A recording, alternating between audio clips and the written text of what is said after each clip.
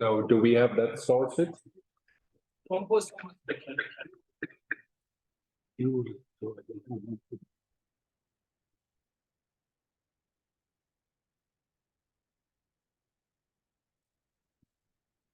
Okay, test. Feedback loop is gone. That's a good thing.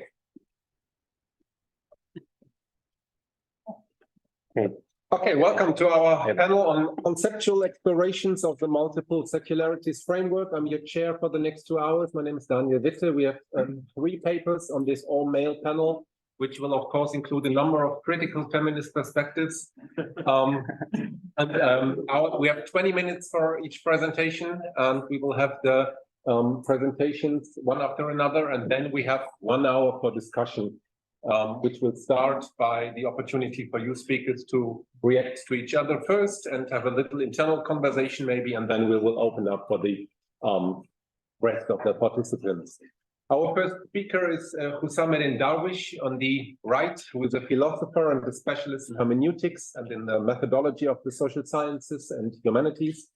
He holds a master in philosophy and a PhD from the University of Bordeaux, which he received with a dissertation on Paul Ricoeur. He has been an associate professor at the University of Cologne and Duisburg-Essen and is currently an associate senior researcher at this center. He published extensively on various questions of Arab and Islamic thought, on political Islam and modernity, among many other things. And today he will talk about multiple secularities, conceptual framework, and the study of Islamic secularities, conceptual and critical considerations. Here, Hussamuddin, the floor is yours. Give me 5 minutes before 5 minutes, give me sign. Okay, I'll do it. So thank you very much. Thank you for the introduction, and good morning, everyone. So first, I would like to say, very big thank you for multiple secularities, the team that I was very honored and lucky to be part of for more than 3 years. And I've learned a lot. So although I'm not philosophy, not like social science, but I really learned a lot during these 3 years. And what I would like to show in my presentation, both what I learned, so many of my works, like book and articles in Arabic and in English, based on the conceptual framework of multiple secularities. So this is what I want to show at the beginning, and then I would like to show some difficulties I find I faced when I use this framework. So I call it like limitation of this framework. So it will not work everywhere at the same time very quickly. It works, but not perfectly. So this is what I would like to show in my presentation, which multiple secularity conceptual framework and the study of Islamic secularities, conceptual and critical consideration. So the outline of my presentation, first I will focus on this distinction between secularism and secularity, between the normative concept and the analytical concept, and how multiple secularity goes from this normative to focus on the analytical concept of secularity. And then I'd like to show how I use it in one of my papers to show when and how the first or one of the first form of secularity and secularism is formulated in the modern Arab thought. And I give the example of Boutros al-Bustani, his book, Clarion of Syria. And then I will use it, and it was really problematic because at the beginning when I first came here, I was told you cannot use the analytical concept in normative debate. So what happened to this analytical concept when it is used in normative debate? It's still analytical, or it will be one of the normative concepts. But I will show how it's useful to have analytical concept in this normative debate. And then I'll show the limitation, and I'll focus first on the binary. Is it, of course, it's very useful and fruitful to have this binary code, religious, non-religious, but could we divide the world always in this way? And what about the another way, how to face it? And this is I mentioned. And then I'll question this basic distinction between normative and analytical. And what about the normative connotation that the program acknowledge that there is still normative connotation, but they aspire to get rid of it. But I think it will not be successful at all to get rid of this in general and in this program, as we'll see, because I will show it. Secularity is presented as solution in this program. So is a solution, and solution is very much a normative concept. And the other, what about the link between secularity as distinction and differentiation and the other two theses of like secularization theory? There is like here like silence or absence of any question or discussion about the link between the three theses, because the program for me took one thesis and didn't like discuss the link with the other. And here it's there is like a normative links between these three theses of secularization theory. And in conclusion, if I have time, I will talk about both secularities and multiple secularities. I mean, it is like in opposition, or can we like combine both in one way or another? So I'll start from secularism as the normative concept and secularity. So secularity, as it's mentioned, it's rarely used usually. We use like secularism, but here it was clear from the beginning that we will not use, the program will not use the normative, and it was, yeah, it's like was a basic conceptual framework or distinctions that was made. And secularity here, it means conceptual distinction and social differentiation. So both. In my work, I focused only on the conceptual or cognitive distinction, but it means both between religious and non-religious. And here, I mean, the program is hesitant about, is it between religion and non-religion, other field, or religious and non-religious? So in some paper, they use this one and the another, this one, without like being clear about what is the difference between them, why use this one and the other one. And but I prefer religious and non-religious. And then secularism, for me, as I use it, is an ideological promotion of such differentiation and distinction between religion and, in particular, politics or state, the state. And here's a question, and so yesterday we mentioned this point about what is the opposite of secularity. I mean, in the program, it's only secularism. So, but here it's in the same family, yeah, secularity, secularism. But what is the opposite of secularity? So the program is clear, it's not religiosity. But still, what is the outside secularity, outside the secular world? What is the opposite? What is not secularity?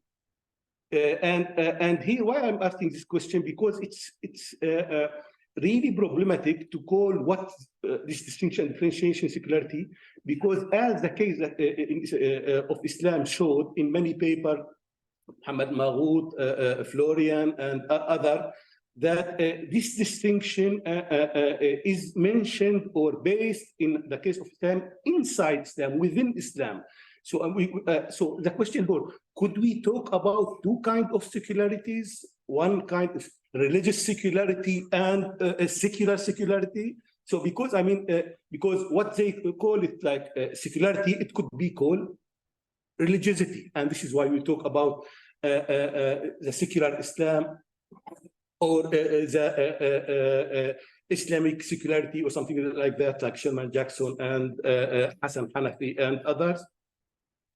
And it's still about this opposition between, so secularity combine both. It's like imperialism here, yeah? Combine both the secular and the religious too. It's like nothing outside secularity.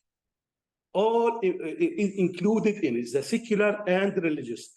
And although the program stressed that it's not a kind of dichotomy, but still give this impression, because I mean, it's every part is defined by the negation of the other. So secular is the not religious, and the religious is the not secular, the non-secular. So I mean, this gives a kind of, but for me, secularity could like combine, when you talk about differentiation, could combine from separation to kind of friendly coexistence of secular and religious. So I mean, we have this range between secular and religious. So, but still, although I mean the intention that okay, when we talk about secular and religious, we are not talking about dichotomy. But still, give the impression it's a kind of dichotomy, or at least binary, in the meaning that every part excludes or is in contradictory with or to the another. So I'd like here to mention like only some point of Boutros al-Bustani work, The Clarion of Syria. So it's a periodical newspaper of series of 11 pamphlets, etc. So it's a kind of book that was wrote and published after the civil war in Lebanon, 1860. And so my thesis here we can find, and this is what, here we can find the first clear form of secularity and secularism at the conceptual level. So here we find in al-Bustani a clear distinction, without promotion, without praising, without like supporting, that there is something religious, but something not religious, something we don't use, like now the word secular in Arabic is now Almani, but at the time in the 19th century it was used like Madani. So it's Madani, it's like not religious, and we should distinguish. I mean, here the must. It's about cognitive necessity. It's not about like necessity. So in the first 6-7 pamphlet, it's all only about secularity. It means only about distinction between what is religious and non-religious. But and especially between religious, spiritual on one side and civil, moral, politics on the another. But starting from 8 pamphlet, he started to see the necessity. It's very useful. We must distinguish and differentiate in practice between what is religious and non-religious. I mean, for me here, I use this framework. Here he is talking about secularity in general, in cognitive, and here he is taking position toward this distinction. He is promoting the distinction and the secularity, and this is why I use it very useful. But the limitation here for me of this distinction, that in the Clarion, so most of the book or many part of the book is, you can say that the book categorized and divided the world into binary conceptual. Okay, so religion, politics, past, present, civilization, barbarism, Europe, Africa, victims, perpetrator, etc. But there are also triple and quadruple conceptual opposition or relations. For example, the 3-sided distinction between religious, civil, and moral. So as I said, I mean, civil, it should be, I mean, now we understand it like secular. But what about moral? You could not say it's only secular. You could not say it's only religious. It's both of them and none of them, because why you put it. So here I find it problematic how to deal with it if we take only strictly this binary distinction between religious and non-religious. I mentioned this point, and then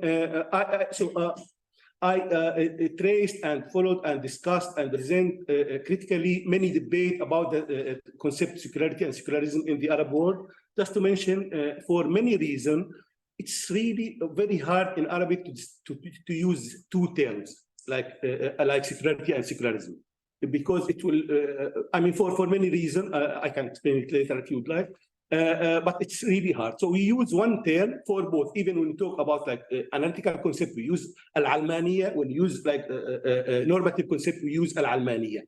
Now, some people like me, we are trying to use it with this ism at al-Manawiya, but it's not correct even in Arabic language for many reasons.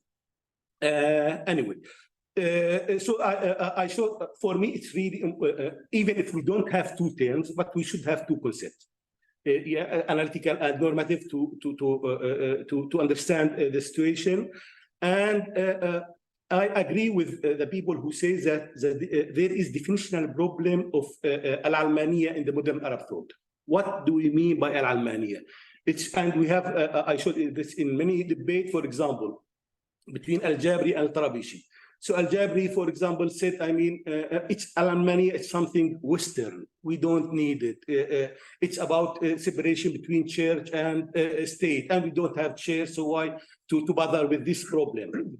But he said, it's not about really state, church, it's about religion and state, and we should separate it. So it's included. It's not only between religion, even between different sects, like in Syria. And here, Al-Jabri agree, of course. He said, okay, it's in Syria, but not in Morocco, where we are all one religion or something like that. But still here, the definition of Al-Almaniya is about church or religion or something else. And even, in fact, in Al-Jabri, I said self-misunderstanding. So at the same time, he's saying that we should not, it's Western problem. So we don't have to think about it or talk about it at all. So after 3 pages from the first, the same book, he said, of course, we should separate politics and religion. And it's necessary, it's something like that. So is it this kind, the same, we are talking about Al-Almaniya, but he didn't call it Al-Almaniya. So this is why I say it's like we have this definitional problem. And the same between Al-Azma and Al-Nasiri. So Al-Nasiri, he wrote like one of the main books in Arabic about Al-Almaniya. He distinguished between comprehensive secularity or secularism and partial one. And Al-Azm, as you know, he was here many times. But I mean, here Al-Azm, he insisted that Al-Almaniya or secularism is not at all about being ideology. There is no ideology of secularity. It's historical process that we should. But I mean, all his texts, in fact, it's the best example of secularism as an ideology.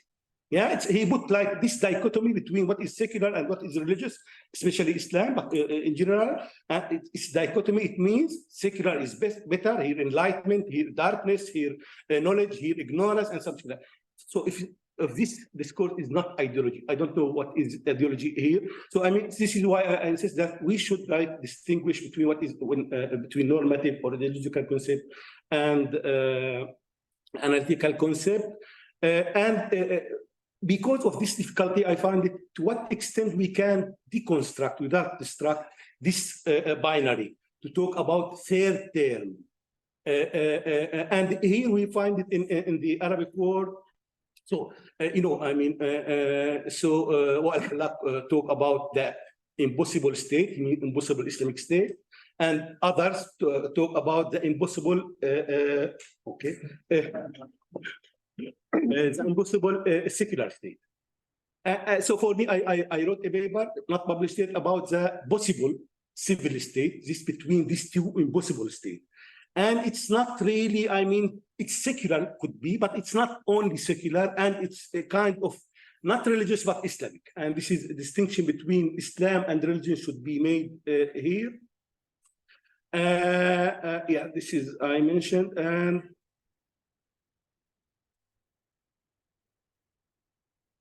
so the normative connotation of this concept of secularity. So I mean, I sit here. You can read it. This is from the paper that I think the first working paper. So we use the term as an analytical term. We certainly cannot completely wipe away the normative connotation of secularism and secularization. This problem can only be overcome. So it can, I mean, according to the program, it can be overcome. I argue here it cannot. And it's not only for general reason. I mean, because it's this word, it's not only academic word and linked to the reality. It's not only for this reason, because of what the program think about secularity. First, I mean, and for me, it's really secularity for the program resort to specific societal reference problems and present solutions. So we talk about secularity and solution and think it's neutral, it's analytical, it's not normative at all. I think I'm not sure if we can, you know, I mean, I will not go in detail about this. This is for reference problems. So for me, when you talk about something like solution, you talk normatively. And so, of course, you can say we cannot wipe away the connotation and some aspect, but you say it could be, or we can like overcome. So this is, I was not sure about it. And I mean, in the Arab context, we talk about the other slogan, Islam is the solution. And in fact, the secularist slogan is secularity is the solution. And here it seemed like we have the same slogan. Secularity is the solution. And the second point here is about the link between this thesis and the other two theses of secularization theory. What kind of links? Because there is link anyway at the cognitive or physiological level. There is link. What kind of links here? It means this differentiation. Is it necessary for this differentiation to have this decline of religion, privatization of religion, or not? This is, I mean, there is silent for me as long as it's not discussed. There is like normative aspect here, and I'm not sure it was enough discussed. I didn't even, in fact, even when it's mentioned this point or raised this point, they say, I mean, we don't talk about this. Yeah.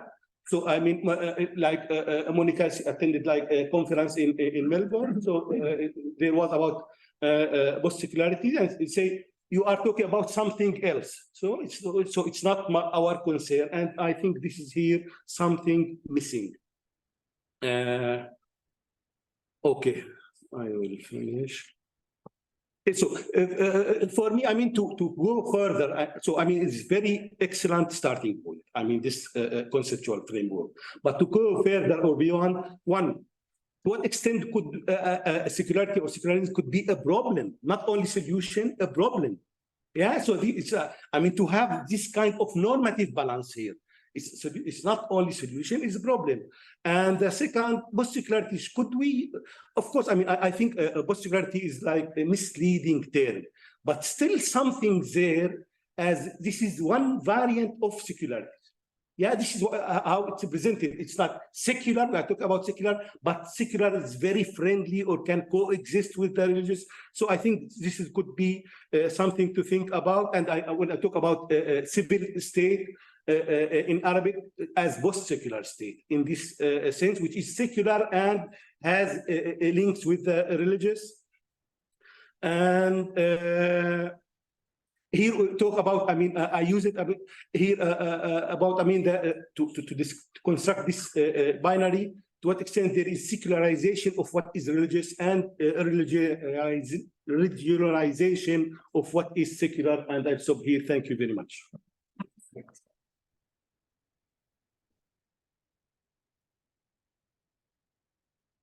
Thank you very much, Samadan. Our next speaker is Peter Kneitz, and we will continue directly, who is a social and cultural anthropologist who holds a master degree and a PhD from the University of Cologne. He has been a senior researcher at the University of Halle-Wittenberg for many years, as well as at the University Antananarivo, Madagascar, where he worked in a project on normativity and the negotiation of political conflicts on Madagascar. And he has published on various questions in this context. He has also been a senior research fellow at the center from 2021 to 2022. And today he will talk about the multiple secularity approach as a middle range cultural theory, interpreting the secular state project on Madagascar and beyond. Peter, we are very curious for your talk. Thank you for introducing me. And I wish first to express my big thank you to Christoph and Monica, who's not here, and Johannes and all the staff for the great time I spent here. And it was a very productive research group you built up. It was a really great time. Thank you again. As you know, my contribution was initially intended for panel 4, multiple trajectories, this afternoon.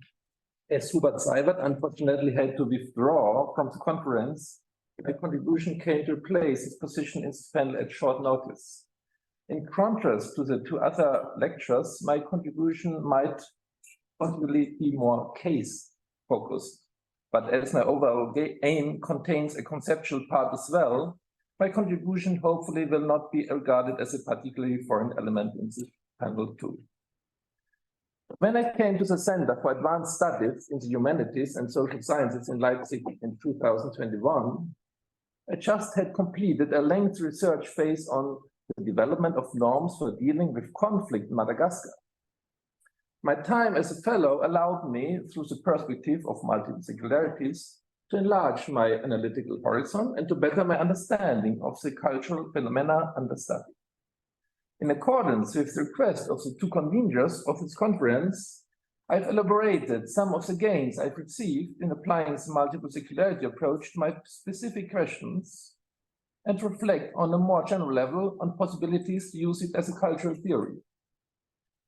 To start with, I would like to share with you a main insight at the beginning of my fellowship. Confrontation of the multiple secularity approach with my ongoing research project allowed rapidly the identification of a multitude of secular phenomena and of a differentiation of the religious and non-religious in the past and the present within my Malagasy research context, even while the terms of secularity are rarely used by Malagasis themselves. However, this secular reality has so far received almost no attention in research, while at the same time the discussion centered on a seemingly overwhelmingly religious Madagascar. Both aspects are clearly interrelated and reinforce each other in the past.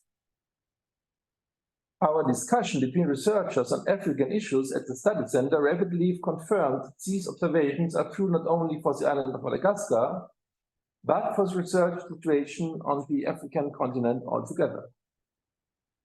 This exclusion of secularity as a lived reality has important consequences for our understanding of African cultural and social processes.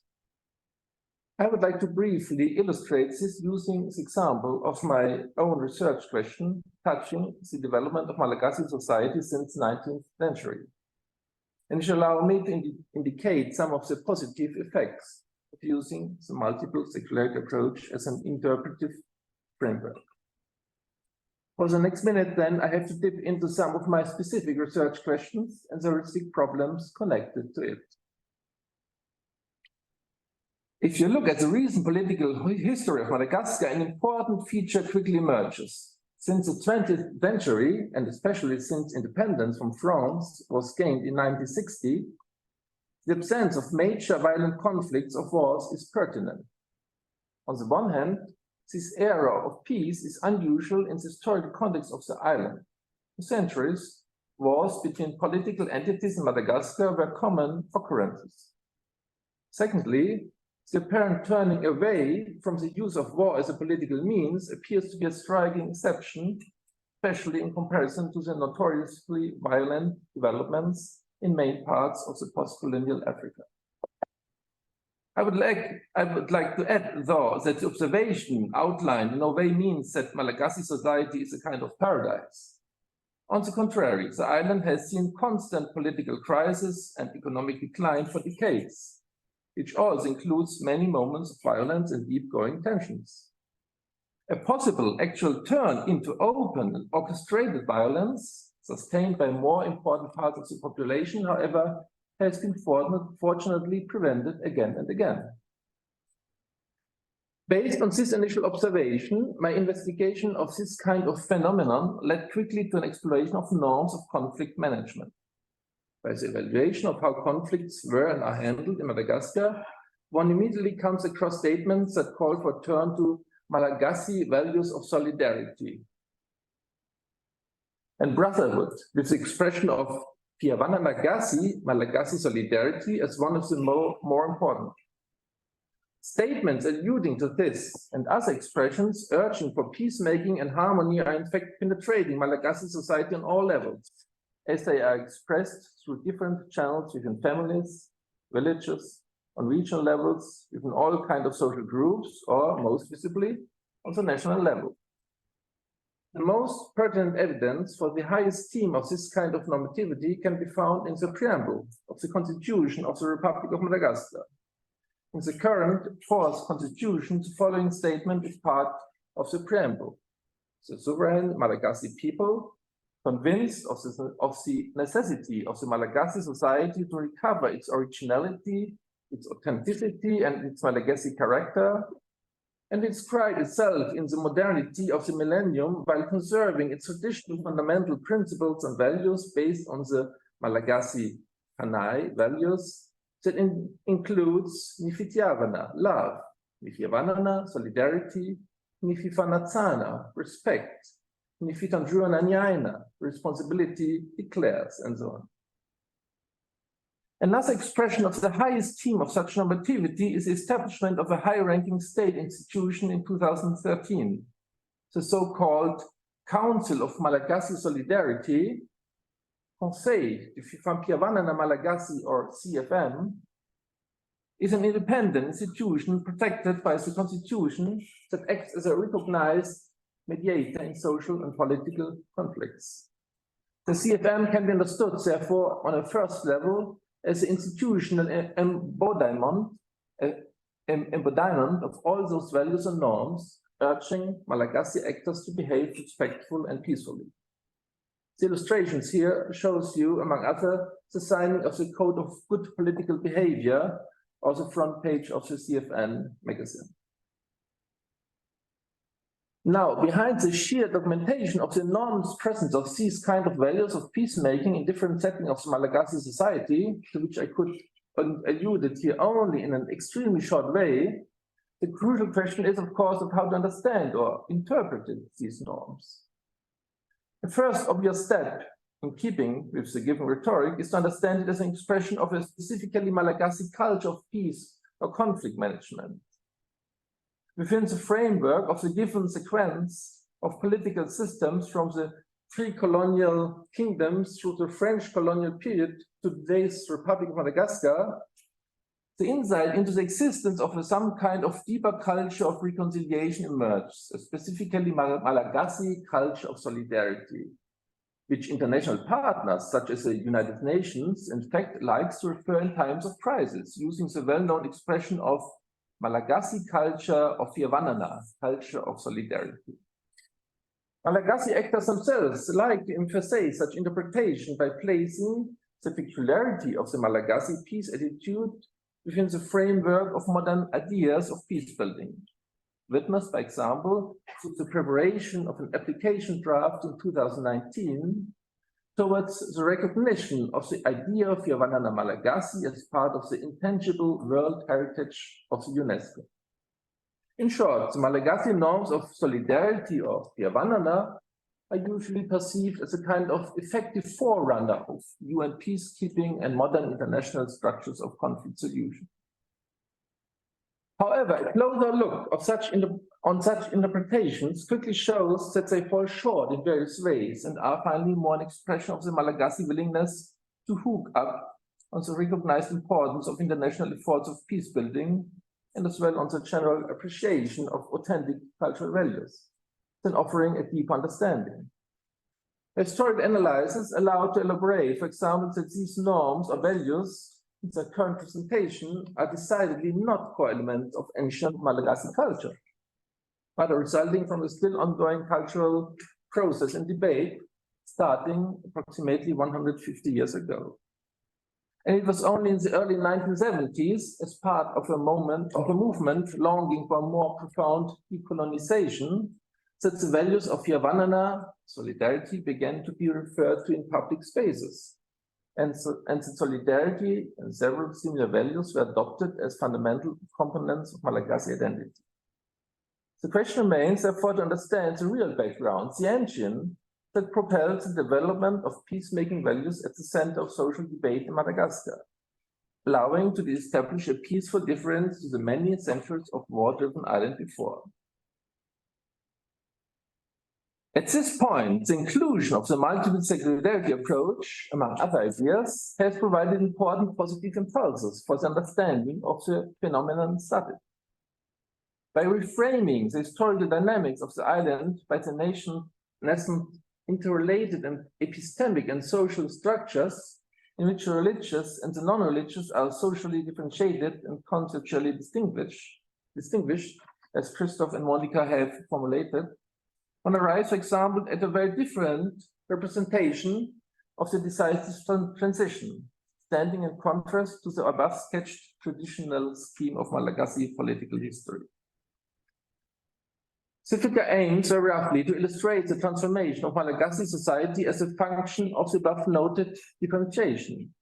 The central element of interpretation is no longer the idea of a simple sequence of political systems, but rather the establishment of a new kind of cultural process and of cultural differentiation.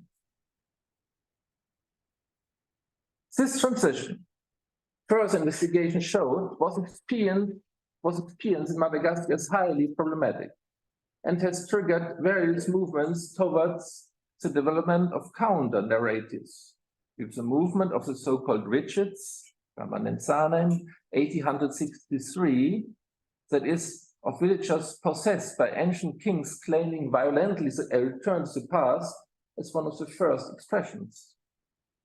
During the colonial period, these counter-projects merged slowly into new ideas of Malagasy identity. It is not without irony that Christian and especially Catholic actors played a special role in the canonization of a range of Malagasy values, including that of Piavananagasy, that is, of Malagasy solidarity, as a new guiding principle of the politically unified island and of future identity.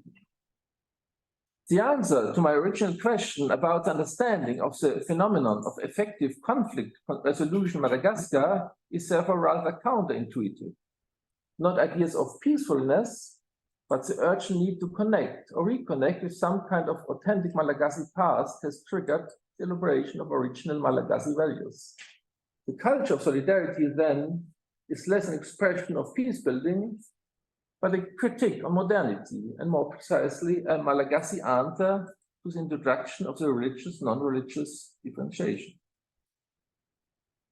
At this point, I would like to stop this case-related discussion and broaden the horizon of my reflection somehow. From my perspective as a cultural anthropologist, the application of the multiple secularity approach offers a wide range of possibilities for understanding culture. As an interpretive framework, it allows a valuable clarification of what is otherwise generally perceived rather vaguely as a modernization process. As I've tried to suggest through my example, the process leading towards the differentiation into religious and non-religious structures occupies a central position for the making and remaking of the cultural process in Madagascar and elsewhere. It offers therefore a very valuable lens for an enhanced heuristic understanding of a multitude of cultural phenomena directly and indirectly affected by the transformation confirmed by it. I would perceive such a construction as a middle-range cultural theory in difference to a meta theory of cultural process, as its framework obviously is limited to set specific constellation determined by the process of differentiation of the religious and non-religious, observable in many varieties in different times and regions. It is as well certainly a convincing possibility, in my view, to understand at least some main trajectories or pathway of the movement towards a religious, non-religious differentiation as part of a more encompassing logic within world history, based upon tendencies of increasing rationalization within human global history, which will probably more precisely discussed in panel 5 on global histories this afternoon. I would like to stop at this point, but I think I have still some time. 5 minutes left, if you want to. Because I didn't know if I would read so fast. I have some kind of final remark following the request of Christoph and others on finding some interesting follow-up projects. And I would like to take a minute's time to give a very different topic, which I think could be very important for the future, and which could create a particularly pertinent challenge forthcoming for the future of multiple secularities as well.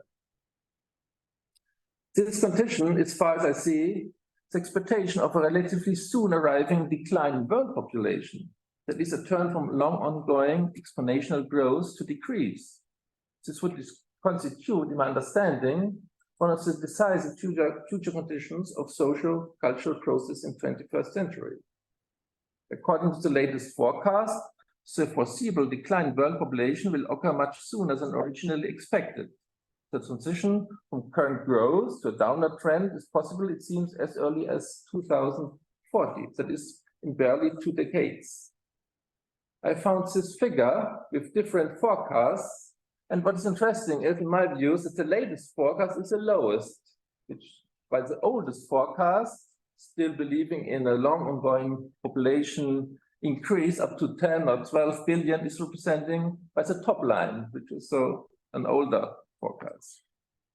This demographic movement is extremely uneven, with some countries like Japan experiencing a significant decline already since several years, while others will continue to grow for a long time. In case such demographic turn becomes reality, this should have important implications for the future of secularity as well.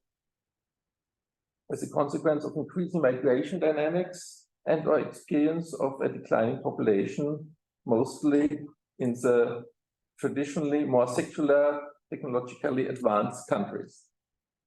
And I would guess that the experience of a shrinking global population, if this comes true, is in itself will have enormous effect, while the consequences are difficult to predict for future, certainly. But I think this is a very interesting topic for future projects. Okay, thank you very much.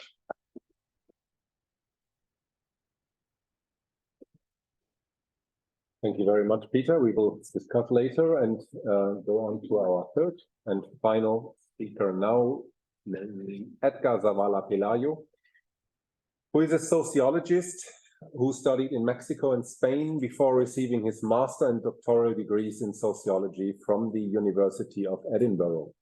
For several years, he has been a fellow at the Latin America Institute of Freie Universität Berlin, and is now back to Mexico, where he is researching and publishing in the field of the sociology of religion, with a special focus on religion and secularity in Latin America, in particular on religious cultures and beliefs of young political elites in Mexico. And accordingly, his talk is also titled Using and Rethinking Multiple Secularities in Latin America, Analyzing and Historizing the Secular Subjects. Edgar, we are glad to have you, and the floor is yours. Thank you, Daniel. Thank you very much to the Multiple Secularities team for the kind and generous invitation to this final conference. As requested in the invitation letter, the contents of my intervention are both anecdotal and propositional. My relationship with the Multiple Secularities project has been a particular one. From 2014 to 2016, I worked as a postdoctoral researcher at Free University of Berlin's Institute of Latin American Studies. And it was back in those years while I was writing a paper on religious diversity in Latin America with a colleague from the same institute that I first read about multiple secularities. The text that my colleague and I came across were publications from 2012 and 2013 from what I believe was the first collaborative project on multiple secularities carried out by our colleagues Monica and Marianne and other researchers at Leipzig University, I think. That project was oriented towards the multiple tensions and distinctions between the religious and the non-religious, and what the authors called a cultural sociology of secular modernities. My colleague from the Institute of Latin American Studies, Manuel Góngora, and I decided to get together and work on an analytical framework for studying processes not of secularization in Latin America, but rather the opposite, the dynamics of religious diversity across the region in Latin America.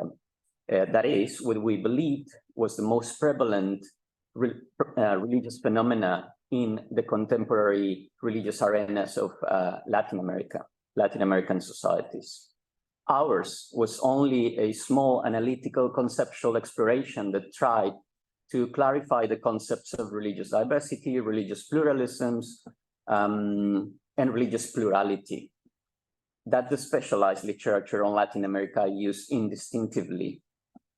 Manuel and I also tried to propose a framework whereby analysts could observe with more clarity the different configurations and historical trajectories of religious diversities across the region, and also between the religious sphere, the sphere of the state, and the sphere of society in Latin American countries, or across Latin American countries too.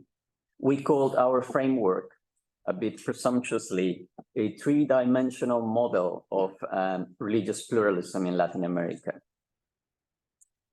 At first, Manuel and I found the publications from the early version of the Multiple Secularities project and its proposal on a sociology of secular modernities, obviously outside of our analytical focus. We wanted to study religious, not secular phenomena.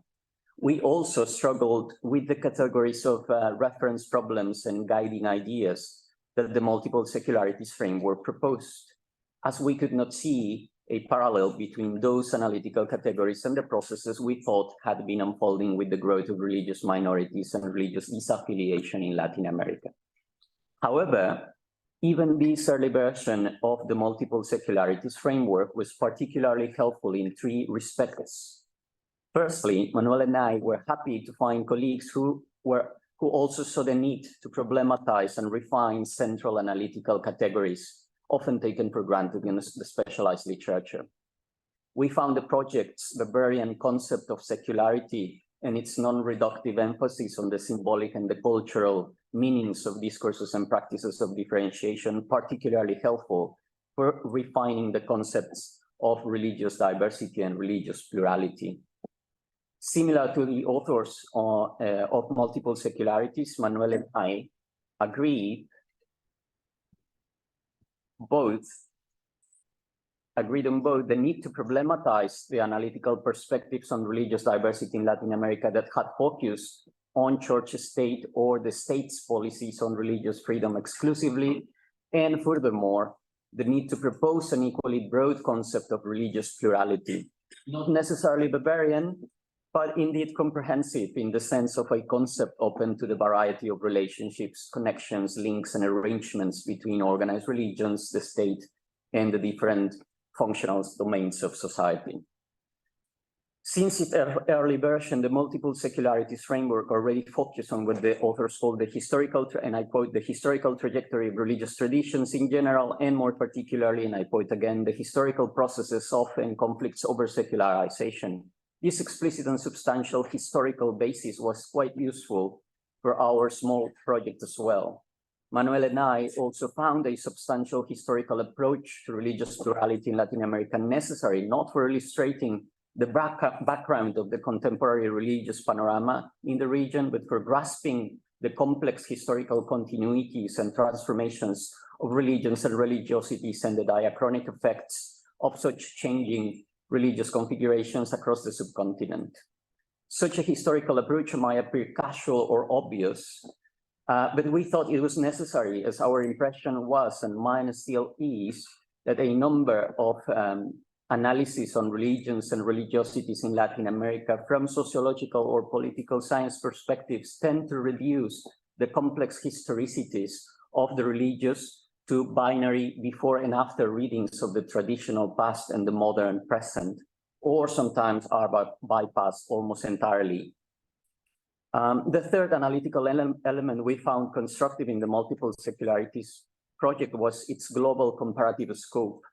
Though our three-dimensional model was meant to contribute only to analysis of processes of religious diversification in Latin America, the broad geographic scope of the Multiple Secularities project reminded us of the need to think about regions beyond Latin America with similar colonial Christian backgrounds, upon which trans-regional or transcontinental comparisons could be made, at least in a preliminary fashion. Again, this might appear obvious, but the significance of such a methodological strategy must be considered against what I think is the dominance of empirical literature in Latin America that tends to privilege either local empirical subjects or national subjects at best.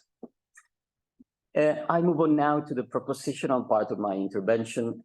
It's not related to this, to the use of the Multiple Secularities framework that my colleague and I did in the University of Leipzig.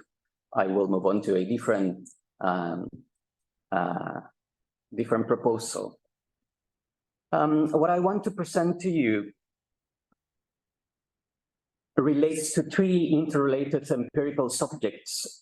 Mexico in the second half of the 19th century, that is Mexico during the historical period in which independence from Spain was declared, and the very first secular laws of the country were issued by the Mexican parliament.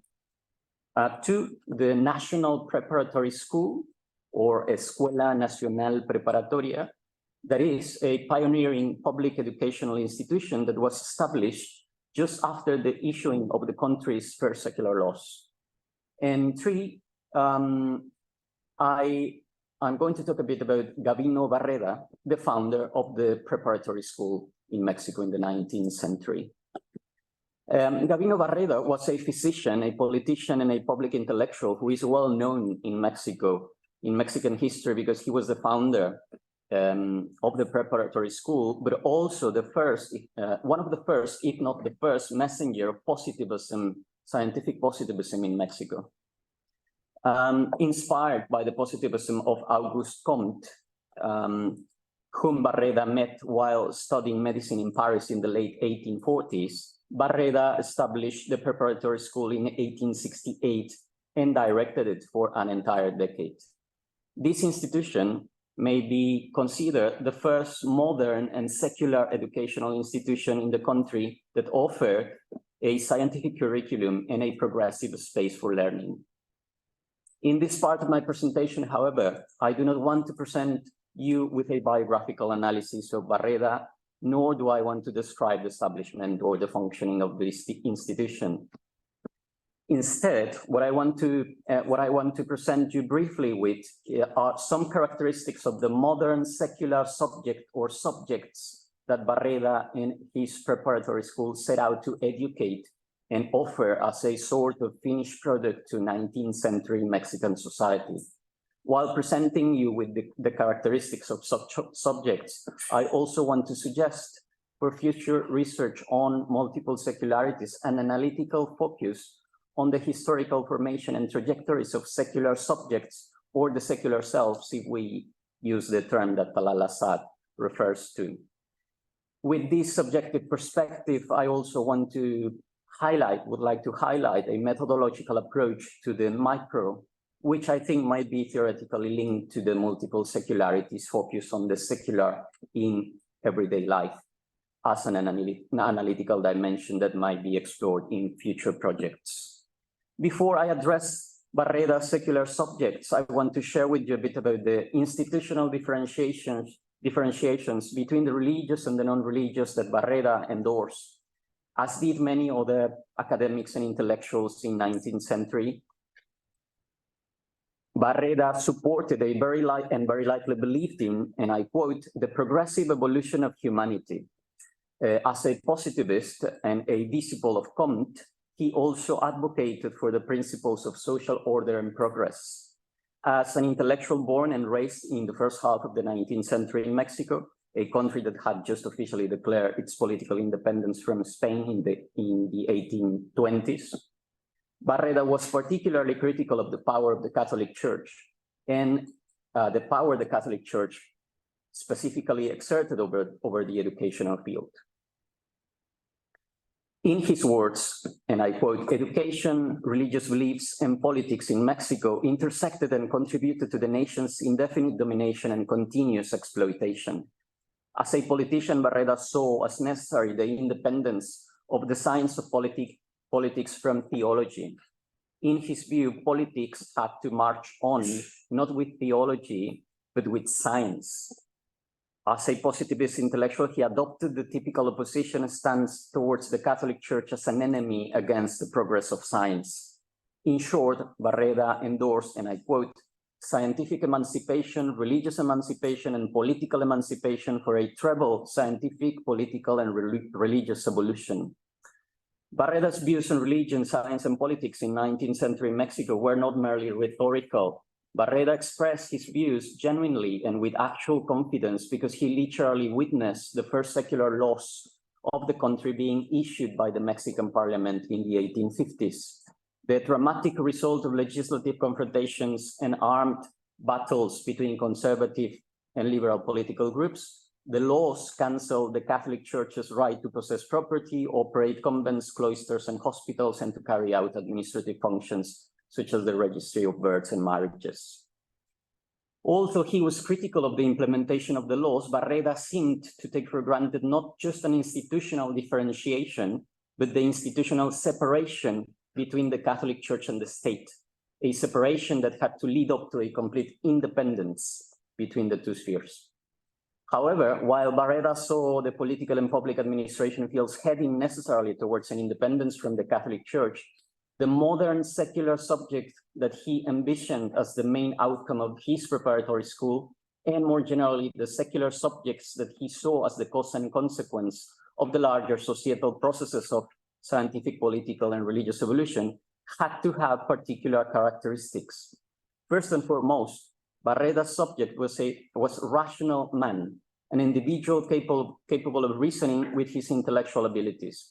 He had to be as well a useful subject who had to have a properly selected profession.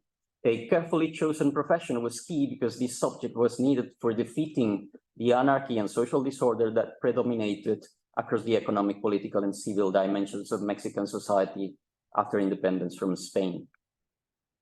To be able to achieve such mundane and lofty goals, Barreda's man had to be additionally a subject guided not only by rational and intellectual forces, but his own personal inclinations, which, like his intellectual abilities, were meant to be trainable. Barreda's secular subject was a pliable, malleable subject who needed to undergo a, and I quote, homogeneous and complete education. In this light, it may be argued that Barreda was a secular self in construction, just as the indigenous subject encountered by Catholic missionaries had as well been a Catholic self in construction. The parallels between the secular subject of Barreda and the Christian subject of the Spanish colonial period did not end here. Barreda's man was a moral man as well. For Barreda, it was a mistake to think that morality could be equated with religious dogmas. He saw indeed a conceptual distinction, or in his own words, a radical difference between religious and non-religious morals. The difference was a basic and to some extent a counterintuitive one. In Barreda's view, whereas moral religious principles changed across religious denominations and historical periods, the most fundamental non-religious morals norms did not change. Interestingly, to prove the existence of unchangeable moral norms across history, he pointed to what he thought were moral principles shared by different religious traditions. In his view, for instance, classic Greek philosophers, Chinese ancient intellectuals, and Jesus Christ all share the principles of, and I quote, equality, humility, and loving one's neighbor. Moral norms like these were timeless and crucial for the development of a secular subject. It can be said that the difference between Barreda's understanding of moral norms and Christian morals was actually not a radical or substantial one. In a sense, it was a nominal, perhaps a methodological difference, whereas Christianity had placed man's moral consciousness and his inclinations towards bad and good deeds outside the individual himself and under the influence of God's grace. The moral consciousness and the selfish and benevolent inclinations of the subject resided, according to Barreda, within the subject, more specifically in a physical organ within the body or the mind of the subject. On this point, Barreda was following both the views of French philosopher Condorcet on the perfectibility and the perfectibility of human rationality and morality, and the German physiologist Franz Joseph Gall regarding his proposal of cranioscopy, later known as phrenology, and his specific argument on the material physical side of morality within the human brain. At any rate, for Barreda, if bodily organs like muscles were capable of being developed by training, the moral consciousness of the subject should not simply be guided by timeless religious morals, but should be capable of being instructed as well, in such a way that the destructive inclinations of the subject were avoided and his good deeds were incentivized. And yet, it is not only that the moral formation of Barreda's subject required observance of some of the universal moral precepts of Christianity. Barreda explicitly acknowledged that he was drawing on the duality of human nature as set out by Christianity. In his words, the true founder of Catholicism, the incomparable Saint Paul, had already established this human dualism. I said above that Barreda's subject was a secular self in construction, just like the indigenous subject in the context of the Catholic mission was also a Catholic self in construction. This analytical parallel seems plausible to me because the teachers in Barreda's preparatory school, that is, the professionals who had in their hands the training and education of the nation's subjects, were also described by Barreda with distinctive terms. He did not refer to teachers openly as secular missionaries, yet he described them as professionals who, similar to the priests in Comte's religion of humanity, they had to undergo a process of, and I quote, complete consecration into their social priesthood. They had to, and I quote again, rise up to the category of a true priesthood and constitute a spiritual power.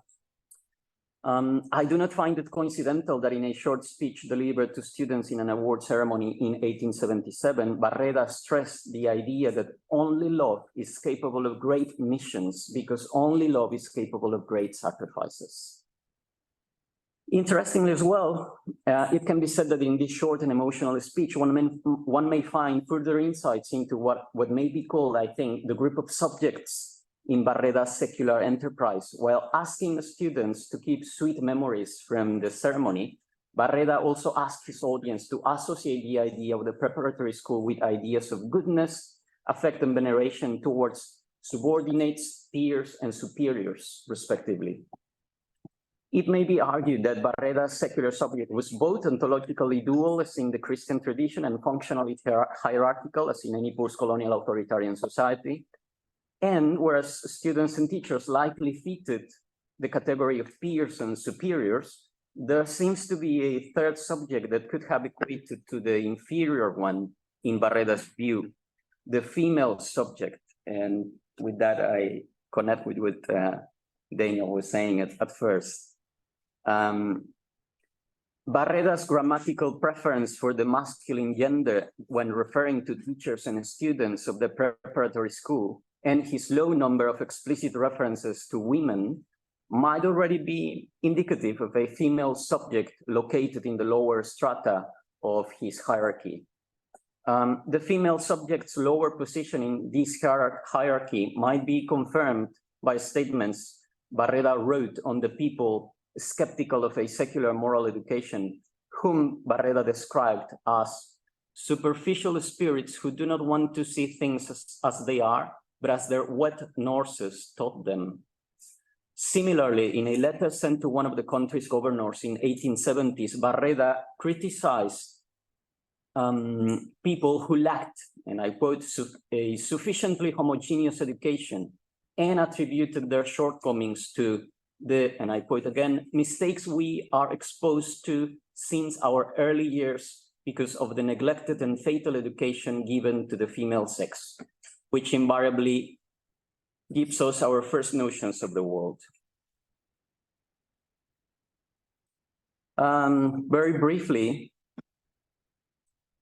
what I have presented about Barreda is not an exhaustive analysis of his ideas and his conceptual distinctions, yet I think the explicit and implicit views of Barreda that I have pointed as a preliminary sketch of Beberian ideal types of historical secular subjects are particularly useful for rethinking cultures of secularity from a micro level of reality. More specifically, an investigation into the configuration of secular subjects or secular selves in colonial, post-colonial, or semi-colonial societies may shed light upon some of the key analytical categories of the multiple secularities framework. It might suggest, for instance, that epistemic structures or perhaps the conceptual distinctions of the project and the framework may allow not only for blurred conceptual distinctions between the religious and the non-religious, but also for what could be called a blurred threefold. And with that, I connect with his presentation between a conceptual distinction between the religious, the secular, and perhaps something called the clerical secular in Barreda's thought.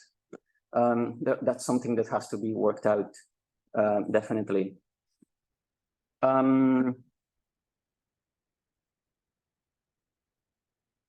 Yeah, an approach to cultures of secularity, not only from historical concepts of the secular subjects, but also from the everyday experiences of historical subjects, may also problematize the generic self, secular self, that I think has been theorized in the literature. In his proposal for an anthropology of secularism, Assad problematizes the religious poetry of the English Romantic traditions by pointing out the conception of an early secular self, yet he refers to such self in the singular form. And I think the self can be distinguished, at least between the female and the male secular self. By exploring the formation and configuration of secular, religious, and likely religious, secular, historical selves, another analytical avenue may open up too. I think about cross-national comparisons of secular subjects, at least in their ideal type version.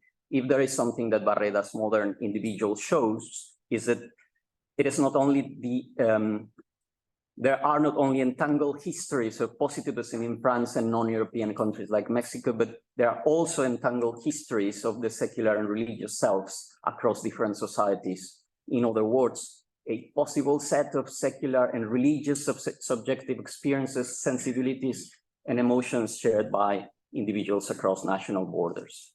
To conclude, a non-reductive historical approach to the micro, the subjective, and the self, I think, might help us to better grasp both the secular selves in contemporary societies and the cultures of secularities that these secular selves interact with, adopt, negotiate, strategically appropriate, resist, and reproduce in their everyday lives. Thank you.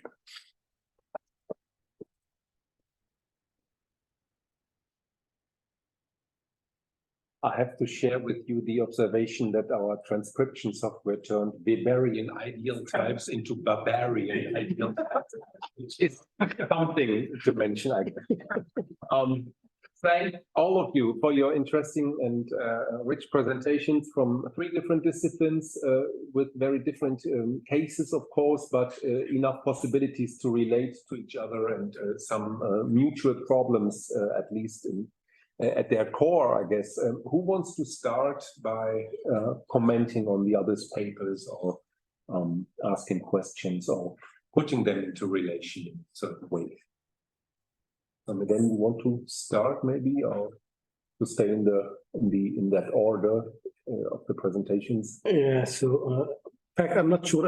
I was like more conceptual approach what I did, right. And here we have like more textual one and conceptual one, and they're more empirical case. So, but I mean both sides should be complement each other. So I'm not very good with empirical work, but I learned a lot from it. So it's like one.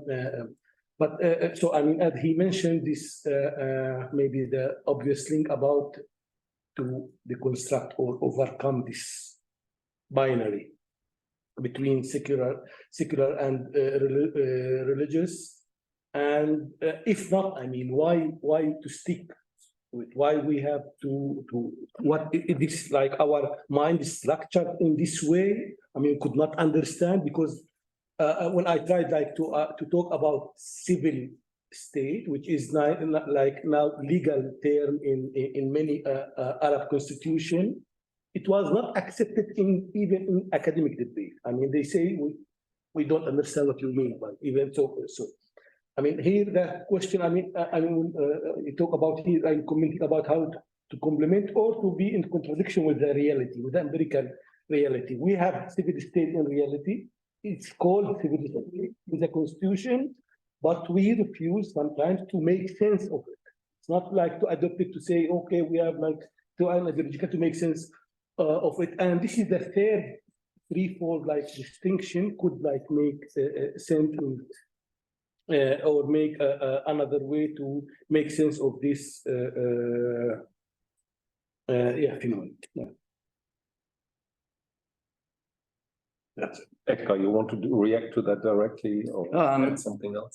Yeah, I think it was quite interesting to hear your presentation because I was not approaching my subject from a normative point of view, but indeed the empirical data that I got from this case in particular indeed shows that there seems to be a need to have or to think about a third sphere or a third term that complements the religious and the non-religious, like Barreda's thinking about teachers as secular priests. So I think that gives us some material to think about a third term, an alternative to the binary. The normative and the evaluative aspect you mentioned and stressed so much in your critique is pretty much becoming more relevant when it is directed at persons and subjects, right? This is a pretty delicate matter to apply this normative perspective. Yeah, he mentions that I really took this conceptual framework too seriously.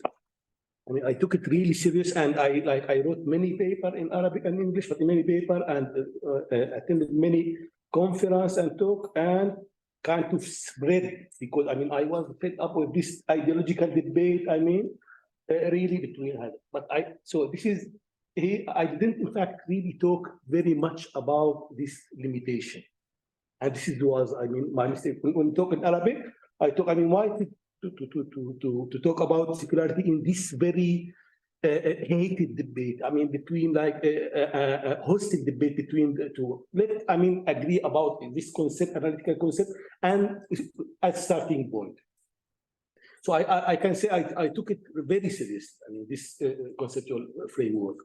But and when you push to the end, you will find like a limit. And this is what I mean. The limit, it's because I take it very seriously. I took it very seriously, and I built on it many texts on my. And for me, could you say critic in the Kantian sense here to show the boundary of it's objective, it's legitimate, but this is the boundary of legitimacy, and this is what I see. So critic is not criticizing because in Arabic we distinguish between them, but critic here it's saying this is the limit. The question here, and so the only maybe a critic for me to think that they think they are neutral. Yeah, the project present himself like neutral. We are analytical, and we can be so. It's not saying we are limited by our conceptual or background or anything. No, they say, okay, still connotation, but we can be neutral. And this is, I think it cannot, according to this, for this or that reason. And this is, for me, it needs like a kind of reflexive way of thinking about ourselves. And since I consider myself like part of the team, it's like self-critics in some way or another.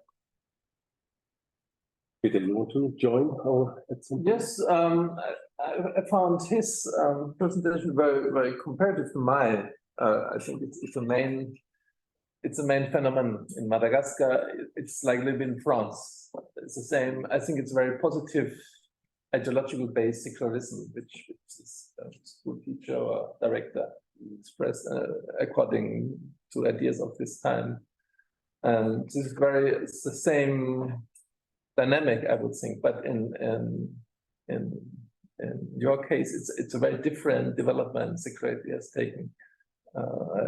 And perhaps perhaps I would like to ask you if you could work out more this difference. What happened in 1860 with this clarion of Syria? But in which ways they understood secularity difference to our cases, which were, I think, more European influenced, I would say.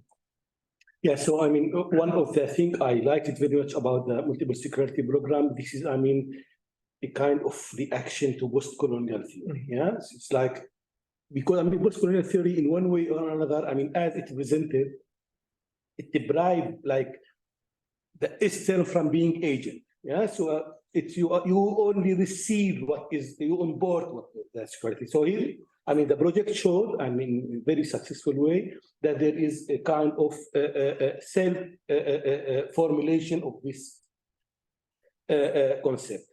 And here, with the case of Boutros Boutros-Ghali University, it's very interesting because it was kind of reaction to something, local event. It's, of course, there was like exterior impact from France, England, etc., but still something local, and there was a kind of reaction. But even, of course, the discourse is very normative, because I mean, after the Civil War, how to make peace. So here it's kind of solution, of course. But still, there is part of this book. It's kind of cognitive one. I mean, only we should understand how to understand things, and how it's about the cognitive necessity to distinguish between what is religious and non-religious without any kind of promotion or something like that. And this is why okay, he is talking only about like secularity here. But after that, I mean, he was clear, of course, and maybe he, of course, he was secular, but at the same time religious. I mean, the kind of secularism he was proposing, it's a religious one. I mean, based on Islam and Christianity, and we should like separate the state and the religion. So I mean, and here, so this is why I find it very fruitful at the same time, so secular, it's religious discourse, and at the same time, it's secular discourse. So this is why I find it like difficult to stick to this binary distinction. And of course, I mean, it's laughable. I mean, many people laugh when we talk about, you know, secular religion or religious secularity, but still it could be, I mean, like analytical category to say, I mean, to describe what's happening. Okay, so we have a number of questions waiting already, so then we have to hurry up. I'm a bit surprised to see so many hands raised. I cannot say who was first, really. Directors first. Yes, please come to the microphone in front. Sorry. And if the situation is like this, I don't find it short questions. Yes, short answers. Thanks to you all, brilliant. And I have two questions to Hussam, or some clarifications perhaps, because I found it really intriguing what you said, and it was an excellent talk, to the point. But I think there is still some misunderstandings with regard to the concept of secularity. So you said secularity, if we present it as a solution, it's a normative thing, and I completely agree. But the point is, I mean, Marian should know it better because he was one of the original authors of this concept with the reference problems. In my understanding, what Monica and Marian wanted to say is that there are people out there who say that secularity, the distinction between the religious and the secular, may solve 4 problems. And so they develop guiding ideas in order to propagate this. It's not us. So at least it's not me who says secularity will solve the problem of the multicultural societies or religious pluralism and so on. So I think that's an important thing. So as we use the term, it's, I think it's non-normative. The other point is that, well, a question that also was raised by Reinhard Schulze yesterday. So what's the opposite of secularity? And I was thinking about it, but what can be the opposite of a mode of making distinctions? So what would be the opposite of gender dimorphism, for instance? I would say all other forms of making distinctions, or you may say holism perhaps, but we don't treat secularity as something, as a substance, as something that is existing there and has something opposite to it. It's just simply and well, I mean, it's very simple. It's just a way of making sense of your social environment. It's not our way, but something that people from a religious or from a secular perspective, and that is a good point, I think, a distinction that they make. And we observe them making this distinction. So can there be anything like the opposite of secularity? I'm not quite sure. I think it's too much of an essentialization of secularity as a concept. Thank you.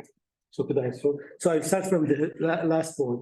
What it make it like, so thank you for the two clarification, but what it make it a little bit ambiguous. So you say there is no opposite to secularity, but still secular and religious opposite. Yeah, so I mean, even linguistically, so secular is related to secularity. You know, and religion should be related to religiosity. But you are saying, so the secularity is not opposite to religiosity, but secular is opposite to religious. A kind of, not opposite, but a kind of this duality. So we don't have the same duality with secularity and religiosity, but we are. So this is make it a little bit, you know, it's not. Yeah, so this is, but I think, in fact, so this is in fact, when I mean, you tried very hard to make it very clear what kind of position you are taking, to be as far as possible of the normative attitude, but still it make you say, I mean, we are not opposing religion, it's not against religiosity, but still when you talk about secular, so it's not religious. So should here, so this is why it's about, so people say that secularity is solution, and in fact I agree, and I agree that it's really a solution, and in many cases, and the four reference problems are excellent, like formulated, but people are saying secular is a problem as well. But you took only one position.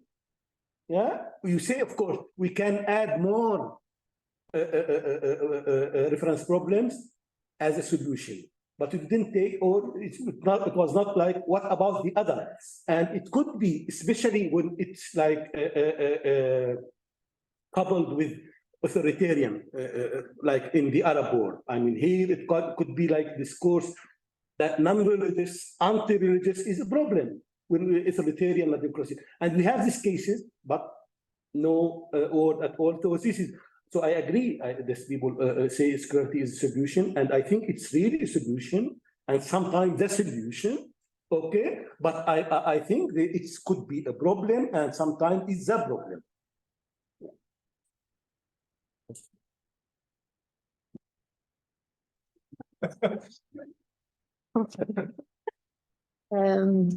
Thank you for all the wonderful lectures. Hussam, I'm listening to for several times to your lectures, and I somehow know the way you also make this philosophical dialogue. So then the question would be also from a philosophical perspective, when we are talking about this dialogue between the post-colonial and the post-colonial position about secularism and the multiple secularity one, there has been always a focus on violence in the first part of the dialogue, which is absent in the second part. So my question would be that to which extent now you are trying to cover, or whether it has had come to you to think about secularity as something that happens in the context of violence, be it epistemic violence, or be it atrocities by the states. And this also, in a way, in my brain at least, connected to what Peter had suggested by showing that demographic map. So I was wondering, because the last time I saw such a demographic map with the idea that which population is on growth, considering migrants, it was in a discussion about populism and the far right positioning. So I mean, now, like the fire of war has expanded from the closest part of the Middle East to the Europe all over to the Central Asia. So is it really so that the secular is in danger, or the demography is going to that side, or is it not going to the secular nor to the religious, but to far right and the populist side? Thank you. Thank you very much for this question. So I start with the relationship between secularity and violence in the Arab world. So I refer first to the distinction between politics and violence according to Hannah Arendt.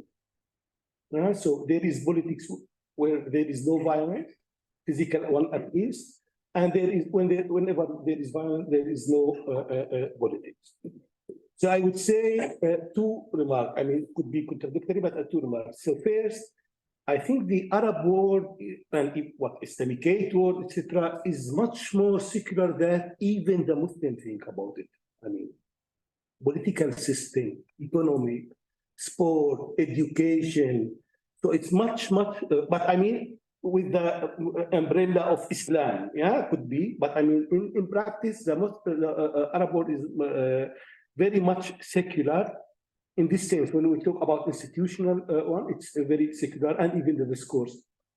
But secularity always happened with violence. Secular discourse happened with violence because, I mean, as I said, because there is no politics, there is no democracy, and then it's imposed. I mean, look, I mean, what happened in Saudi Arabia, and this is my favorite example because it shows it's not about when I mean, suddenly they found out that okay, women had the right to drive a car, and according to Islam, it's okay. After like 100 years of the discourse, it's like forbidden according to Islam, and it's because the society will not accept. Yeah, so it's because society will not accept this secular like equality between men and women about like driving car or going out or working or something like that. So here we have like secularization, but of course, but according to Islam always.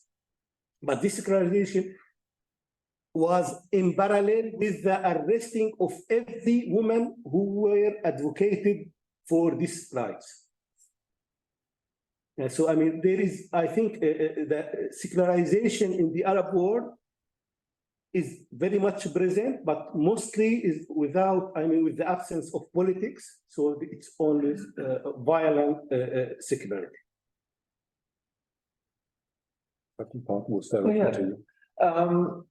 I'm very far away from alluding to these kind of ideas. I just would like, my idea was just to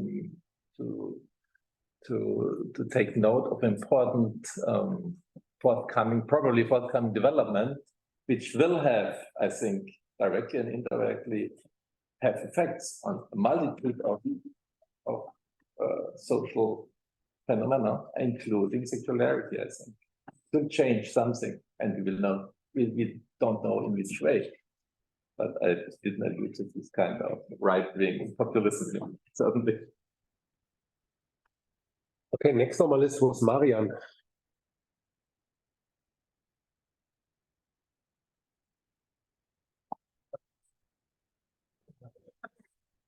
Yeah, thanks. I have two short comments. One comment.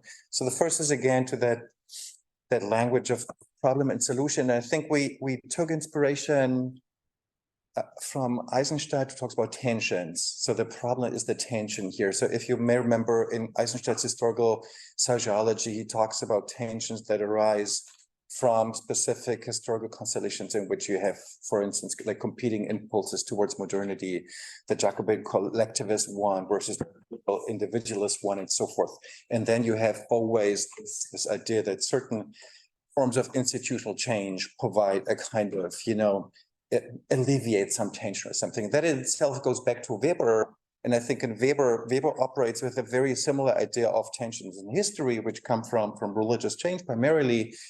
And then the question, I think you're right, that becomes when that whole language, analytical language, shifts into normativities in Parsons.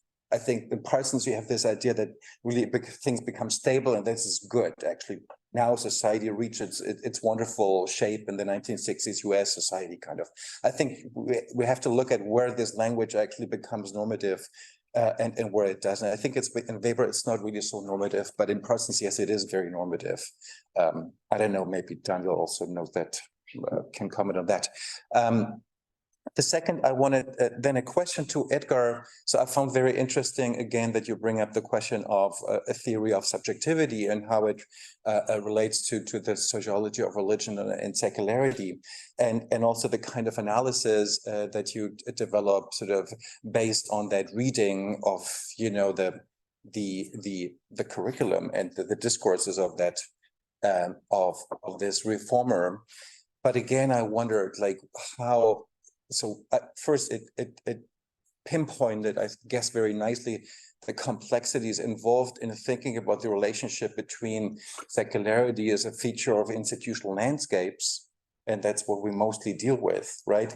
And then the question of, you know, what is actually the sort of the correlate of on the level of subjectivity, but not understood here in this sort of abstract Foucauldian, lofty Foucauldian rendition, but rather an ethnographic rendition when we think about, you know, what kind of people do we have in mind? What kind of people do institutions have in mind that operate with these distinctions and differentiations? Actually, I think we haven't really dealt a lot, or perhaps not in my presence, so much with a theory that looks at the conjunction of these levels. And I think that still, I wonder, that's my question now, whether in your project, so to speak, you were thinking beyond that kind of more Foucauldian approach of how often also historians, for lack of sources actually, so right, approach the question of subjectivity, which is how a particular subject is envisioned, you know, in curricula, and how we can imagine actually whether, or the question of whether, you know, a certain form of personhood actually really emerges because you do have such a big institutional change, like the institution of a secular school, for which entire populations, generation after generation, sort of go. And can we see actually we have something like secular subjectivity, you know, produced in this industrial fashion? Or can we say what ethnographers often tell us, in fact, it's not the case that actually a secular subjectivity emerges in this homogeneous way, because a school is not that kind of factory. So perhaps you can take that comment and put a question mark behind it and see what happens. Yes, thank you, Marian. Yes, indeed. I think I arrived to the topic of subjectivity first through Foucauldian readings, but then I realized that it goes beyond that. And indeed, I think I would agree with an approach to secular subjectivities, or religious and secular subjectivities simultaneously. More like the emotions, the sensibilities, the bodily experiences, that I think it's a term that Monica and Christophe have used in the everyday life of subjects. I mean, what's going on at that level? And I think that at that level, it might give us more clarity about how cultures of secularity are actually lived through. And regarding the institutions and the subjects and how the two relate, yes, I mean, what I presented was the ideal student as conceived by Barreda in his institution, the final outcome of his institution. And in that sense, that was purely ideal, the Bavarian ideal type. But indeed, another alternative is to research more through archival materials, the lives of the students in the institution and the experiences of the students in the institution, and what the students were saying about the institutions, and whether they were really becoming modern and secular and rational and moral in the sense that Barreda was thinking, or not. And that's another, I think that's another research, empirical research, complementary to the Bavarian ideal type of Barreda, what the students really experience. And I think that would take us to more archival ethnographic research. Diaries, for instance, is something that comes to my mind now. Yeah. Next on my list was Said, please. A more precise question for Dr. Darwish, but it involves actually this question of translation and whether or not what you think is abstraction or imposition of a supposedly a theoretical concept like secularities, secularity and secularism. You mentioned Bustani and a very interesting side of him on religious take on secularism. But you also mentioned the term he used for secularism, which is different from Almania that's used. And then I think last time I came across it, says, I think 1819 Arab Constitution of the Arab Kingdom, it says Madani for the secular state. It doesn't say anything else. So I'm wondering what, would that roughly, going back to your title, would the Madani and Almani would be the normative and analytical, or primarily Madani being more analytical, Almani being more normative? Any comment on that, or which term do you prefer? You prefer probably the contemporary term, but the other one might be analytically, in fact, it's clearer. Yeah, thank you. So in fact, I have like here bad news about Madani with the third term. It's more normative than descriptive, in fact. It's very thick concept normative. So first, as I said, it was used only as to refer to was it not religious, and as you know, in the discussion between even at the beginning of 20th century. So at the discussion between the secular Farah Anton and the religious Muhammad Abdu, most prominent and very, both of them use Madaniya. Both of them use this term civil, but one to refer to what is not religious, yeah, outside religion, let me say it like this, outside religion, and the other refers to something not religious inside religion, inside Islam. Yeah, so and still this used until now. Yeah, so both sides, if you say secularist, even I mean like Sadiq Jalal Azam, he accepts to talk about civil state, but for him, it's another name of the same thing, secular state. And Islamic, we will use Islamic state as civil state. Yeah, so it's Islamic. So I mean, it's more, yeah, it's very much normative. And I mean, to understand the context, I mean, it's because I mean, usually when I talk about civil state, the question, is it civil state or religious state? I mean, part of this concept want to go beyond this question.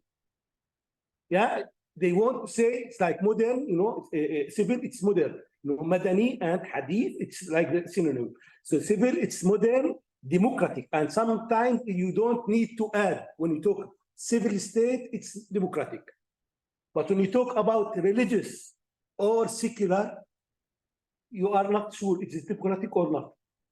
And to go, I mean, beyond this dichotomy, to go this debate between like this Islamist, and you say we should talk to civil state. And here's a question about democracy and of course equality, and here you not say, you don't ask, I mean, is it religious or not? Because according to Islam, it's okay to have democracy and equality. And you could argue, of course, from analytical perspective, it's like something modern, more modern than, like, it's not like, it wasn't like in the tradition, this equality now they are talking about. So, so I think it's, secular is like, could be more, a more analytical one.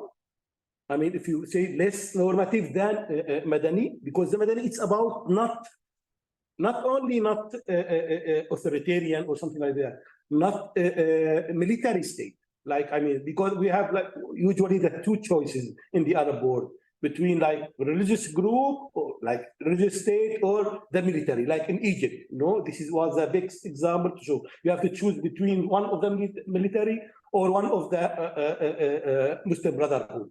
And so this say it's not this and not that, not the religious state and not the military state, because Madani in Arabic it's the opposite of Askari, which is the military. Next one I saw was you behind. Yes, no, you raised your hands, right? Yeah.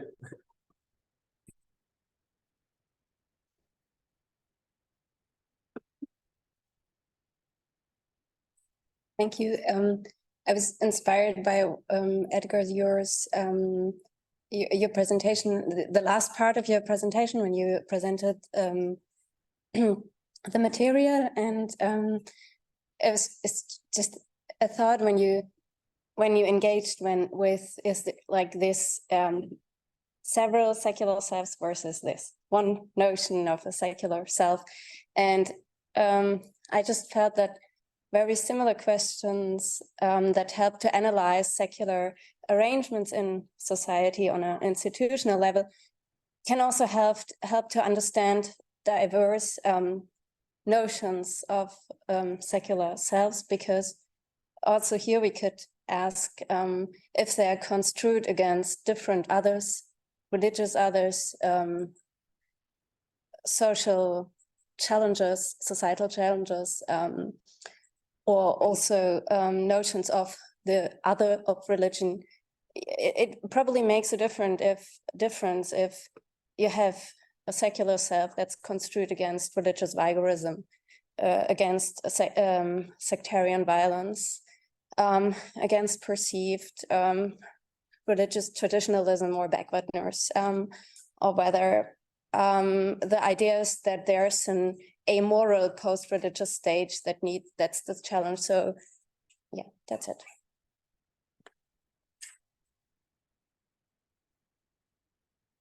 Yeah, thank you very much. Yes, I think it's quite interesting to think about using one of the terms that has been used in before, the sort of constellations of the selves and the configurations of different selves in the same society, and how diverse those constellations or configurations of selves might be. Yeah. Thinking about that conceptually and then research that empirically. Yep. I have 3 people left on my list. That was you first, you, and you, Jason. Did I miss anyone? Do we have any further questions right now? There is one. Okay. So I put you on the list, and I guess I will close it then. You go from, please.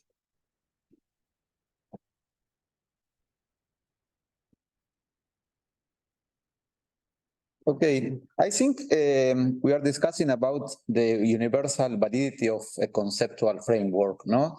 I agree with, I don't know if the pronunciation is okay, Hussam. Okay, that beyond Europe, it's not so clear to identify the boundary between religious and non-religious. At the same time,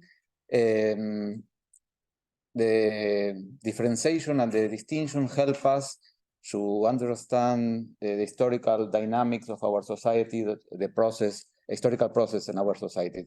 But I would like to ask you if there are other heuristical tools or analytical approach to complement the multiple secularity or secularity in general to analyze the relationship between religion and politics in the Arabic world.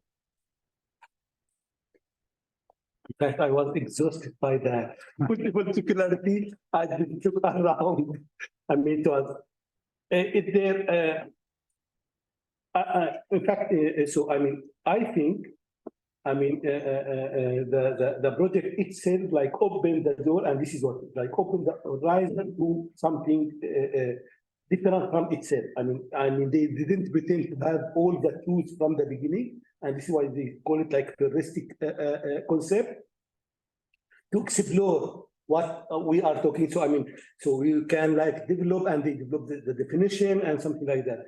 So I think so. This is what my suggestion to what extent, and this is yeah, when we start from this point. I mean, this distinction.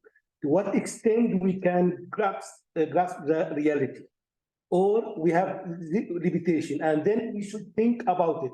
And this is what I have. So I have this distinction between secularity and secularism, and secularity as a distinction between religious and non-religious. And I try to understand the other texts in the Arab world. I found it very useful, but still I find it sometimes it's not working. Yeah, so I think we should think about something. This is, I mean, a threefold like distinction. We should think about it. But for some reason, I'm not sure about it yet. There is a kind of resistance. I mean, even, I mean, because it's really, I mean, it's very easy to divide the world into two. Yeah, so one, and it will make it will be easy for ideological purpose. So one good, one is bad. You say it or not. I mean, for me, multiple secularity is that for sure, secular is often is presented as good, something good. And religious, there is nothing like anti-religious explicitly, but I think implicitly something is bad about like to not be secular. So for me, I mean, the threefold, the three like between secular and religious and something else could help us to overcome this like normative aspect of our thought, of our like background, of our tendency, and to think. And this is what I try. But this is why I say we have to deconstruct this duality or binary without distracting it. Yeah, because I still find it very useful, and this is what I talk when I read like the text in the Arabic. I think if they use this distinction, they will spare us with a lot of trouble. Yeah? So because I mean, as I said, like Al-Azma, I mean, he didn't recognize or accept secularity as secularism. Nothing secularism. There is no ideology. And he's saying this with very ideological voice. Yeah, so this is what I'm still like thinking about it, and I think this is conference, one of its objectives to think about the horizon or about other way to think or like additional way. Thank you, Jason. You next on my list. Oh, great. Okay. I'll stand up. I had a lot to say, but I'll make it really short, so I won't burden you all. Thinking about opposites to the opposite of secularity, one set of putative opposites are these so-called secular religions that attempt to bridge both the secular and the religious, the most famous of which perhaps is Auguste Comte's positivist church,